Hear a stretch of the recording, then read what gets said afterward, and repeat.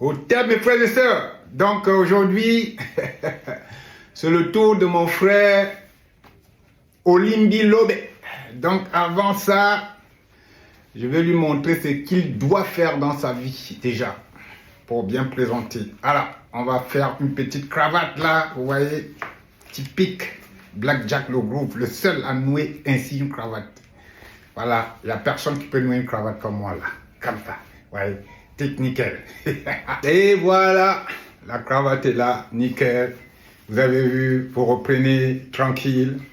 Et on va aller vers l'essentiel, mes frères et sœurs. Avant ça, un petit coup de rhum de la Guadeloupe. Aïe, aïe, aïe. Ce que même dans 50 générations, Olimbi Lobe ne peut pas faire, ni ses descendants. Voilà, messieurs, quand on veut parler... On assure, on ne parle pas pour parler, vous voyez. C'est simple, hein. Simple comme bonjour, hein. C'est pas terminé. Et vous mettez votre pochette à la manière de Black Jack. Voilà, comme ça. Et c'est terminé. Vous n'avez pas besoin de faire plus. Voilà. Alors, on est là, dans les jeux. Voilà. Là, on appelle l'homme stylé. Je vous signale que j'ai été le Parisien le plus stylé. Désigné par le Parisien Magazine, il y a quelques années. Le Parisien le plus stylé, c'est sorti dans le Parisien Magazine. Mes frères et sœurs, ok, maintenant on va être sérieux.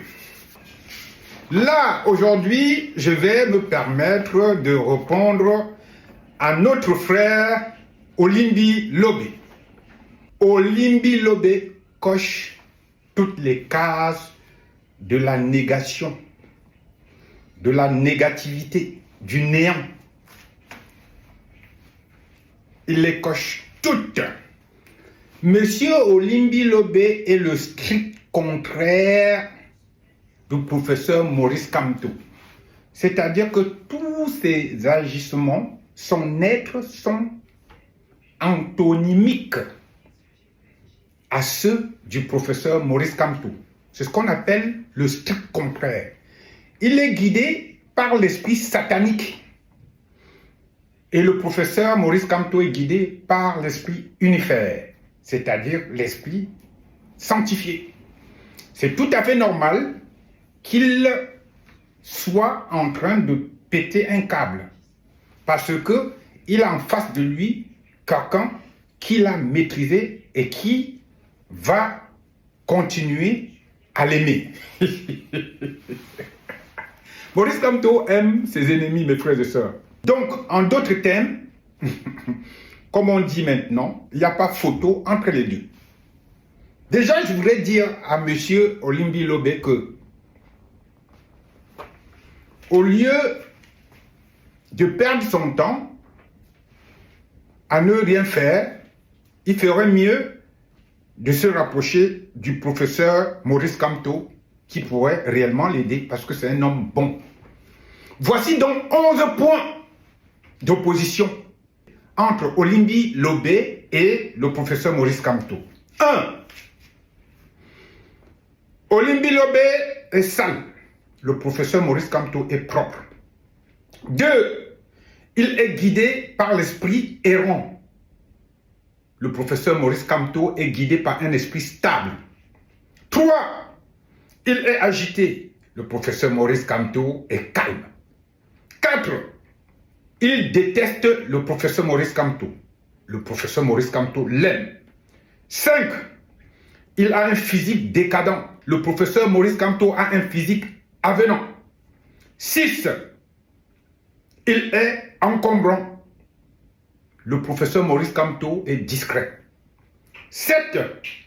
Il est disgracieux. Le professeur Maurice Kamto est élégant. 8. Il est tribaliste. Le professeur Maurice Kamto est nationaliste.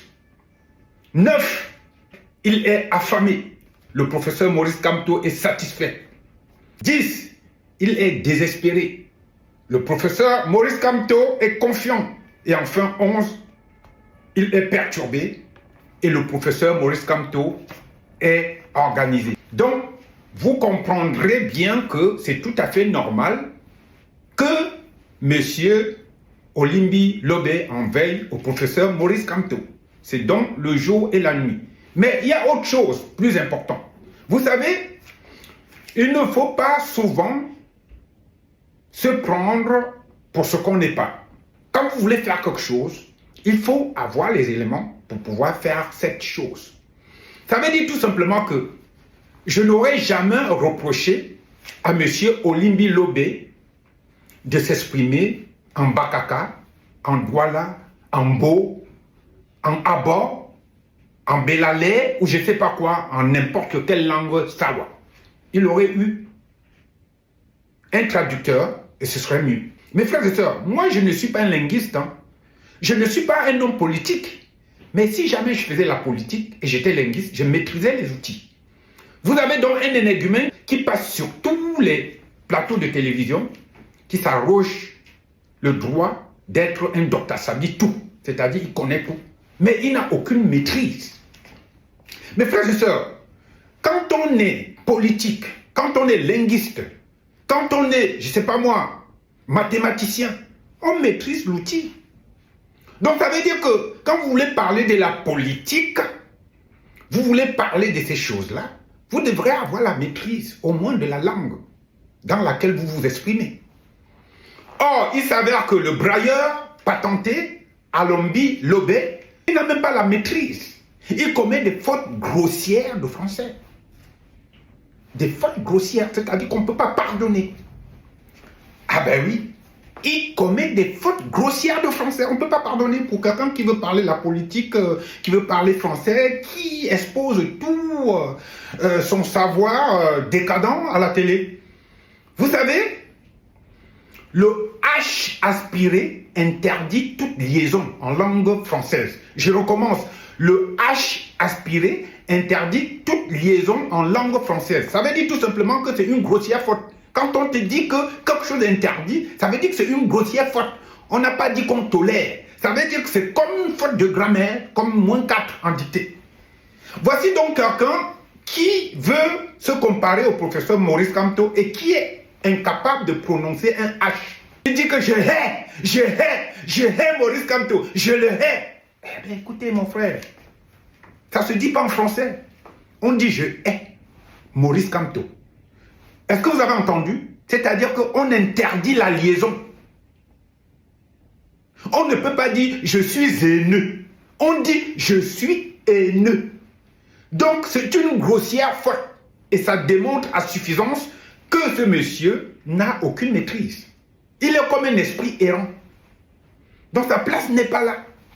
Vous savez, il est entouré des personnes, même si ce sont des êtres diaboliques comme lui, qui ont quand même une maîtrise de la langue. Mais on le laisse faire. Par exemple, pourquoi Onanguini le laisse faire? On le laisse faire parce que c'est le rôle. Je ne sais pas si vous avez vu le film qu'on appelle Le Dîner des cons. Allez voir ce film et vous allez comprendre exactement qui est Olimbi Lobé. Donc je comprends ça. On va finir la vidéo aujourd'hui. Je vais finir cette vidéo en vous rappelant deux choses. La première, c'est le professeur Maurice Kamto qui disait ceci. Il n'est pas écrit sur mon front, président de la République. Et la deuxième, c'est moi qui vous disais que si Maurice Kamto ne se présente pas ou n'est pas président de la République au Cameroun, il va adouber quelqu'un. Je suis le seul à l'avoir dit.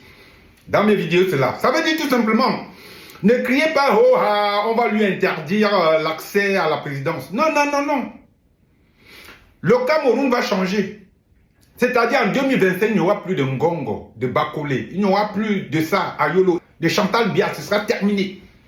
Avec ou sans Maurice Kamto. C'est-à-dire que le professeur Maurice Kamto va adouber quelqu'un. Donc, les apôtres du mal là, vampires là, ne criez pas victoire, il n'y aura aucune victoire.